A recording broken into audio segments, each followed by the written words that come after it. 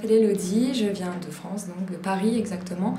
Et donc je suis au pair ici en Irlande à Dublin depuis janvier jusqu'à fin juillet 2012. Et donc nous sommes actuellement dans l'école où nous avons toute la semaine des cours d'anglais. Parce que je voulais vraiment voyager, découvrir une autre culture et aussi bien sûr améliorer mon anglais. Parce que je compte reprendre des études en communication fin septembre, donc c'est quand même une très grande aide pour moi de faire de l'anglais pendant presque 7 mois. J'ai choisi de faire au pair aussi parce que c'était un moyen aussi d'avoir un travail tout en améliorant mon anglais, ce qui est aussi important pour pouvoir se payer des sorties ou n'importe quoi ici. Voilà. Oui, non, effectivement, je recommanderais vraiment l'Irlande parce que c'est un pays qui est à la fois proche au niveau de la culture française. Enfin, moi, j'ai retrouvé pas mal de choses d'un point de vue familial. Je suis bien inclus dans la famille, on mange ensemble. Après, tout dépend des familles, bien sûr. Et l'Irlande, bien sûr, parce que la culture des pubs, la culture des amis, enfin, de sortir, c'est vraiment tous les week-ends, je suis dehors avec mes amis. Un peu comme à Paris, mais ici, les gens sont beaucoup plus accueillants, je trouve, qu'à Paris. Donc oui, bien sûr, je recommanderais l'Irlande et Dublin tout particulièrement, parce que c'est vraiment une ville entre grand et petit. C'est pas comme Paris, donc moi, je me sens beaucoup plus chez moi. Je me sens vraiment chez moi ici, en fait. J'ai vraiment pas envie de rentrer en France, finalement. Donc voilà. J'ai dû changer de famille au bout de 3 mois. Parce que ma première famille était très gentille, mais ils ont eu des soucis financiers, donc ils ont dû me demander de trouver une autre famille, parce qu'ils comptaient déménager. Donc bien sûr, j'ai été très, pas choquée, mais un petit peu, parce que je m'étais fait à eux et je venais juste d'arriver en Irlande, donc pour moi c'était comme si j'avais déjà tout qui était prévu juste pendant 6 mois.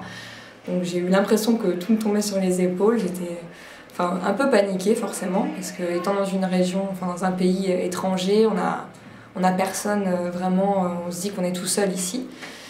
Et finalement, j'ai eu de la chance parce que je connaissais une fille dans ma classe, une Française aussi, qui partait presque au même moment que la famille m'a demandé de retrouver notre famille.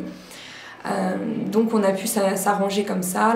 L'agence ici m'a mis j'étais déjà en contact avec elle, on m'a rassurée à ce niveau-là aussi.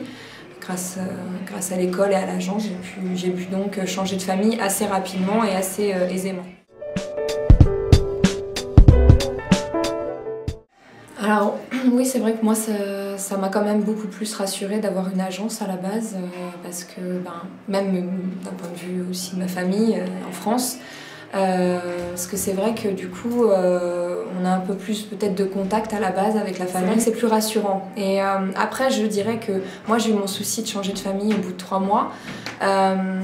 Après, une fois qu'on est sur place, c'est quand on arrive en fait dans un pays étranger, c'est vrai d'avoir une agence, c'est peut-être ça rassure.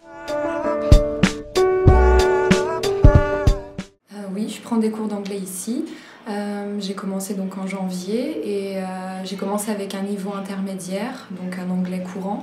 Et depuis quelques semaines, voire même un mois, je suis passée dans le niveau supérieur et je vais préparer pour le mois de juillet le First Certification Cambridge Exam. Donc voilà, je suis assez contente de l'amélioration de mon anglais à ce niveau-là. C'est vrai que ça m'a beaucoup aidée. Et la famille aussi m'a beaucoup aidée.